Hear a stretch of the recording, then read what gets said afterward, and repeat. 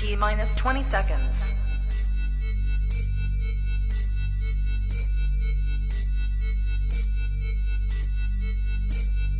Ten, 9, 8, 7, 6, 5, 4, 3, 2, 1.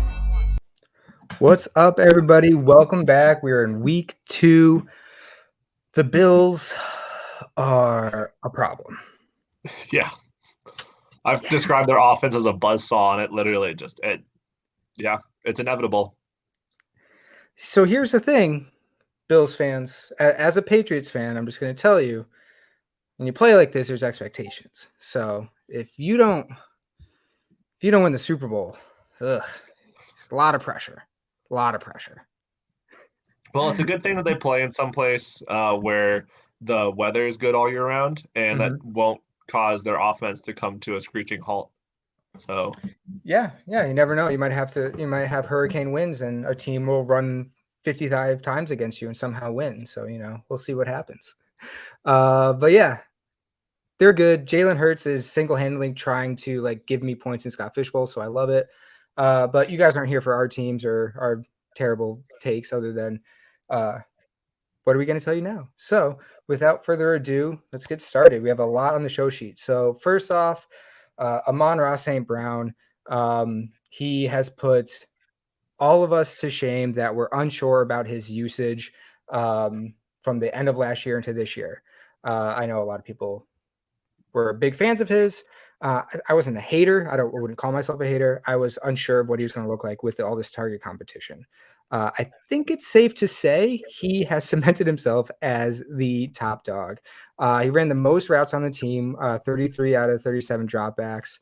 Right, he just set, all the games with 8 or more receptions, just absolutely crushing it. There's no going out and getting for him. You're not going to trade for him at this point. So if you were a believer, if you got him, especially at any sort of discount in drafts this summer, kudos to you, because that's a smash play. And then unfortunately on the flip side, TJ Hockenson, with all of the points that Detroit's been scoring, he's been pretty much a zero. He just hasn't really been there. And the weird thing with that is Hockenson ran 30 routes, but he only had 7 targets compared to 12 for Amon-Ra. And it's really, Amon-Ra isn't going to be hurt because of Hockenson. It seems like Hockenson is really going to be hurt because of Amon-Ra, and then also Swift in that offense. So, we finally have an answer to whether the Egyptian or Norse mythology would win out. And it looks like the sun god is dominating Thor. I'm so glad you read that note.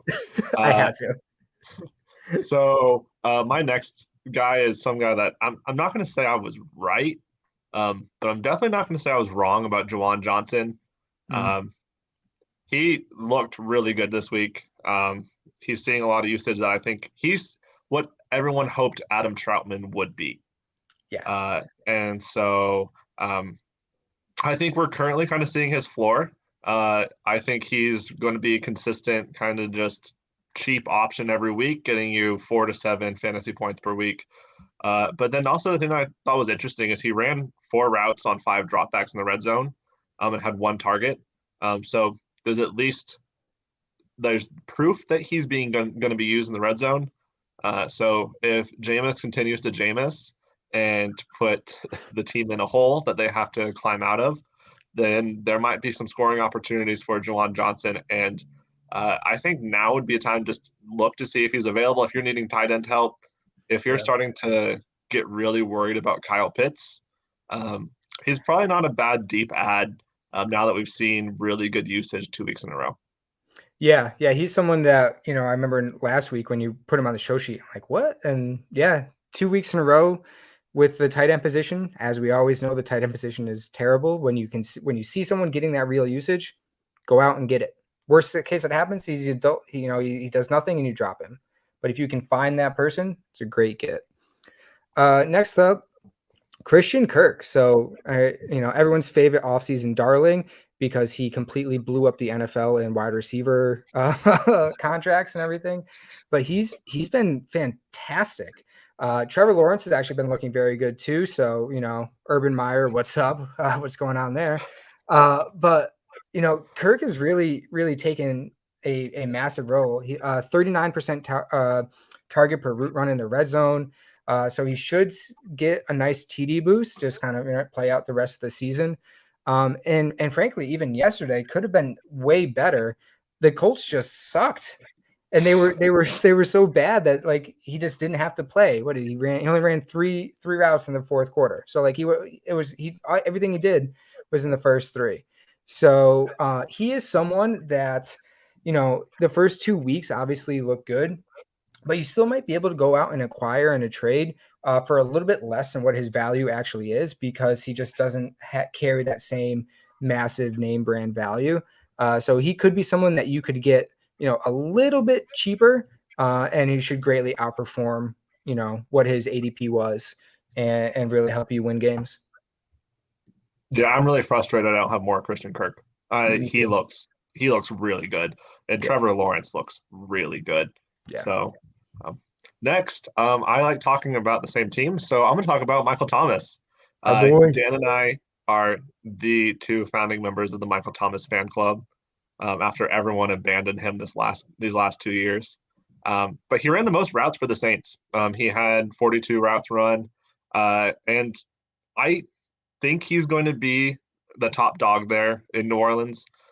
He's running the most routes. He looks like he has a good rapport with Jameis. He has a great connection with Taysom Hill if for some reason Taysom Hill starting there with all the back issues that Jameis is having. So I think Michael Thomas is going to be a dependable player every week. Landry and Olave, I think, is going to be a toss-up every week. There is some hints that Olave is going to be the better of the two plays, because when they're running just two wide receiver sets, Olave did play most of those snaps. So Olave already is starting to go ahead of Landry, and it's incredible that this is another rookie wide receiver that we're just talking about already seeing snaps over a veteran. These rookies are getting ridiculous. But then, go ahead. No, I say it's wild that, the shift in the NFL the past 2-3 years of rookie wide receivers just coming in and smashing from day one it's fun to see. It's just crazy how much has changed in such a short amount of time. Yeah, I think Olave is.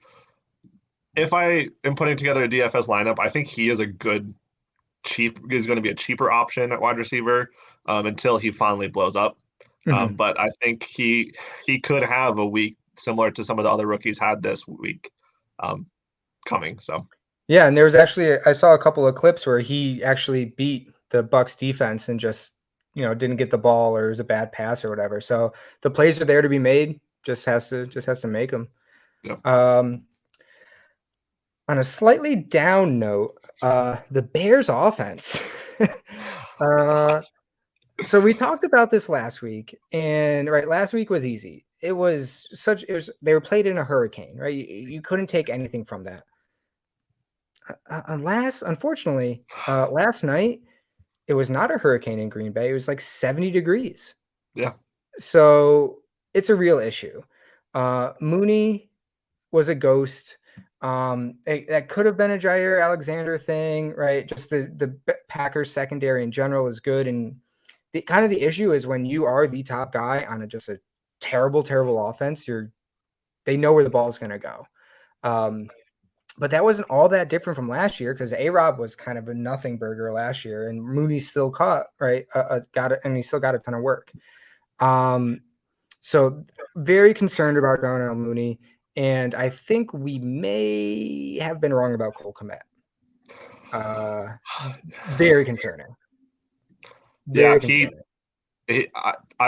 just no volume. There literally is no volume. Justin Fields has 15 total completed passes. I think didn't Hurts almost have 15 completed passes in this first half? It's insane. It's insane. Yeah. He had 9 pass attempts until 2 minutes left in the fourth quarter last night, and they were losing the entire time. Yeah. It's if their line isn't like, I don't care if their line isn't great or their strength is their run. Like, you got to throw the ball.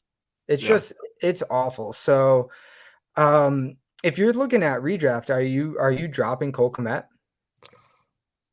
I think I'm going to wait one more week. Mhm. Now, Cole Kmet or Jawan Johnson, that is difficult. Yeah. I might go Jawan Johnson just because the upside is there. What's the upside with Cole Kmet? Like, he's going to be we know the Saints offense is going to be high powered scoring or a high powered offense. Yeah. Jameis is going to air it out. I think Jameis is going to have more than 15 completions in a game, much less Never two. mind two. So, Yeah. yeah. And that was actually kind of it with Cole Kmet, was leading into it this season. I was a big fan. I know you were as well. Is like, Yeah. he's going to get 100 something targets, and right, he won't get a ton of touchdowns, but he should get a lot of work, just volume, and volume tight ends work. He's not getting any volume. No one's getting volume in that offense. So it's very concerning for all you Chicago fans. I'm very nervous, and I think I'm going to be off Cole Kmet on my bench next week, and if he does nothing week 3, out. Happier note. But on to a better note, I'm going to talk about the Miami Dolphins offense and just how incredible they look.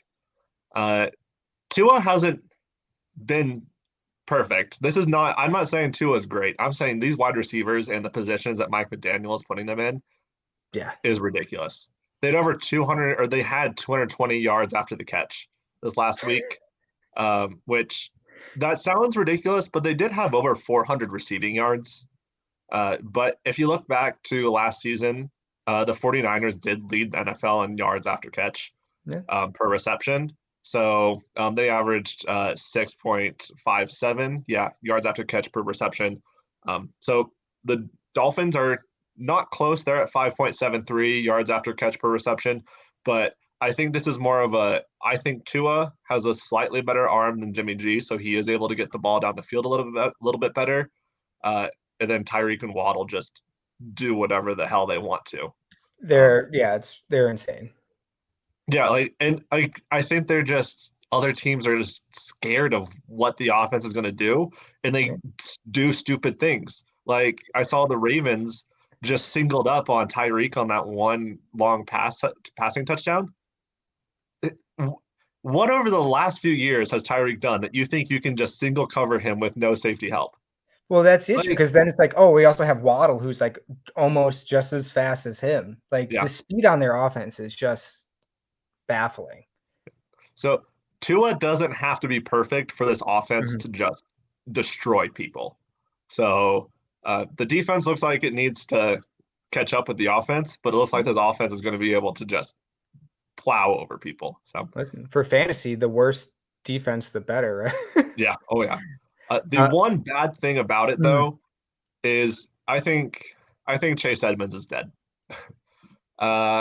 He had 3 targets in a game where they were down by 21 points for a decent amount of the time. I don't know when else he's going to get targets. Like, if you're not getting targets as a running back down 21 points, they're not making touches for you. Like, Mostert looked better, which actually we talked about Mostert in our Scott Fishbowl videos a few months ago. He looks like, if he is available, you need to grab Mostert right now, because he looks like to be the running back in that backfield. But I have no confidence in Chase Edmonds going forward. Yeah, and Mostert has the McDaniel connection, and again, talking about speed. Yeah. He's just as fast as Tyreek. Yeah. Your offense is dumb. By the way, there was a video, I've retweeted it today, of like someone flipped Tua, so it looks like he was a righty. Oh, I saw that. Yeah. It's amazing. He looks so much better. It's amazing. Yeah. I don't know what it is, but he looked good. Well, I guess I'm the downer guy this week. The Denver Broncos. So, I haven't seen any major updates, but if Judy misses any sort of real time, that is going to be obviously good for Sutton. He saw a ton of work. After that, it was really no one. Kendall Hinton ran 25 routes, but only saw a target.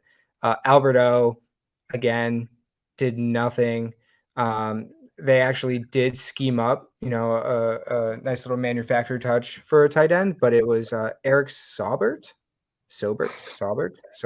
I don't even know his name. Right. So that call and his, tight end 3 upside, not looking great. But you got to see still early in the season, that offense is not looking good, sharp. Their home crowd has to count down the clock so they don't get delay game penalties. Nathaniel Hackett, he was a great interview on Part of My Take, but boy, does he look overmatched right now. And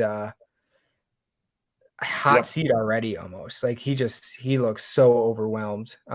So they need to figure it out real quick, especially in that division. Yeah.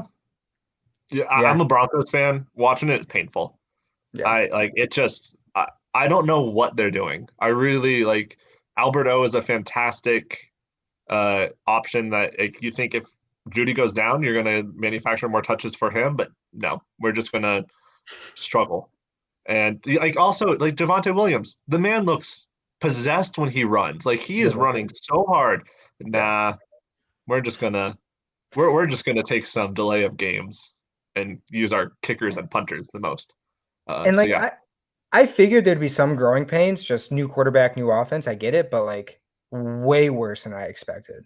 Yeah. Oh yeah. Next, I have the Packers offense, which this is going to be a struggle to figure out every week, and specifically the pass catchers.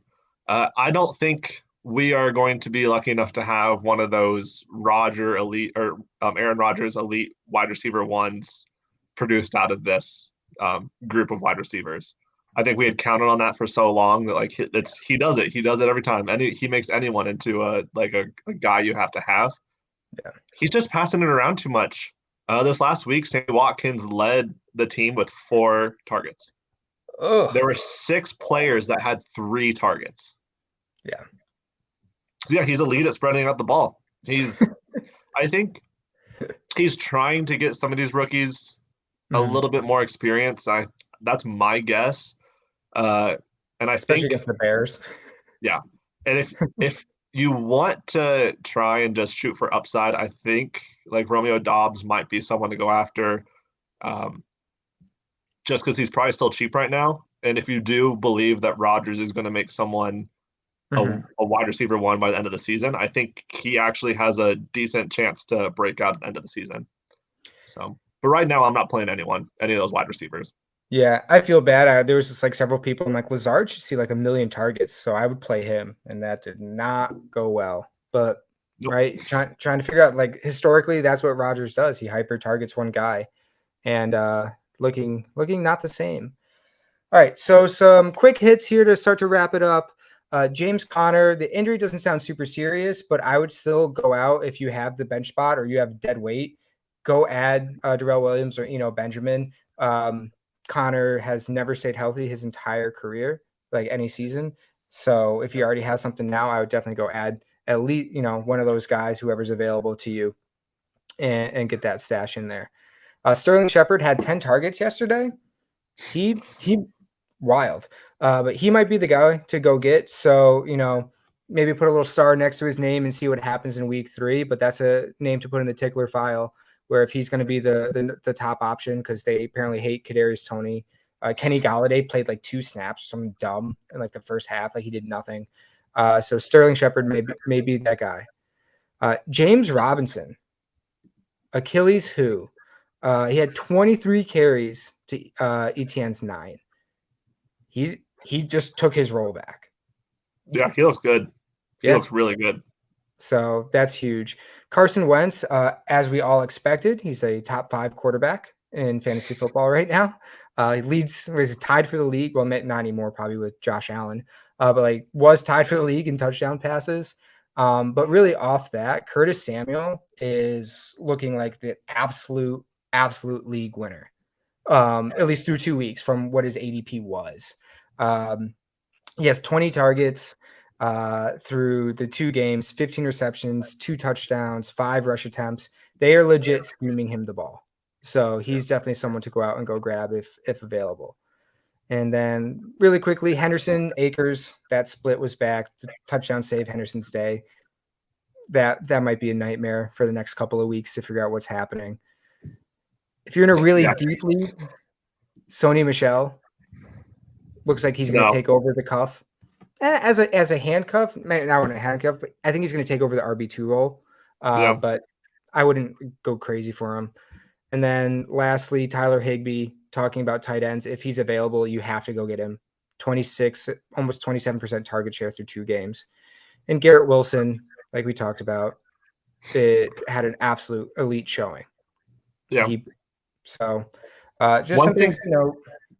I want to add from last week, I ranted about how no one told us who the starting running back was going to be, and that it ended up being Cordell Patterson in Atlanta. There is life to Tyler Algier. He actually saw a decent amount of rushes this week. Of course, right when I dropped him. But that's how it goes. I think I was premature with that. And I think we need to reevaluate and be a little bit more open-minded to what's going on there. So that was a you rant, not a we rant. Oh, it was a me rant, yeah. Oh, I didn't do my math-based rant since we're at the end. Yeah, go ahead. I am seeing so much analysis about route participation and targets per route run. It's just because someone runs a lot of routes and someone gets a lot of targets per route run does not mean they are going to be fantasy relevant. Kyle Phillips, what is he doing tonight? A lot, right? He had like the highest, I think, what I saw of people who ran at least 5. I think I cut it off of players who ran at least or had at least 5 targets. He had the highest percent of targets per route run. Just because you run a lot of routes and you have a high target per route run percent does not mean that player is good. Trust the talent and then look at that number. You cannot independently look at it. I think I looked at the correlation between routes per or target per route run. The correlation between that and fantasy points was like 0.18, which is better than random, but you should not be using it to make your start-sit options. Yeah. So I'm just seeing that analysis. For some reason, that is the hot stat right now. Yeah. And I'm really tired of seeing it given without any other sort of analysis. Yeah, that's what fantasy Twitter's for. Yeah, just an echo chamber. Oh, yeah. All right. Well, just about it. So, as you know, we have to end our show with our Robbie Anderson of the Week award. And by the way, good for him. 2 weeks in a row that he's not the actual winner. So, it's all signs are looking up. All right. So this week, our Robbie Anderson of the Week award winner, we're going a little bit off script here. Matt Ryan, Matty Ice. God, he was bad. Yeah, so he was brutal yesterday. Negative 10 points in Scott Fishbowl, 30 attempts, 16 completions, 195 yards, 3 interceptions. He is just a whole combo of bad. Yeah. And I know he didn't have his wide receivers, but like you got to be better than that. You're Matt Ryan. Bad. All right, Brian, you know how to sign us off. Animal fact. Platypuses are the only venomous mammal.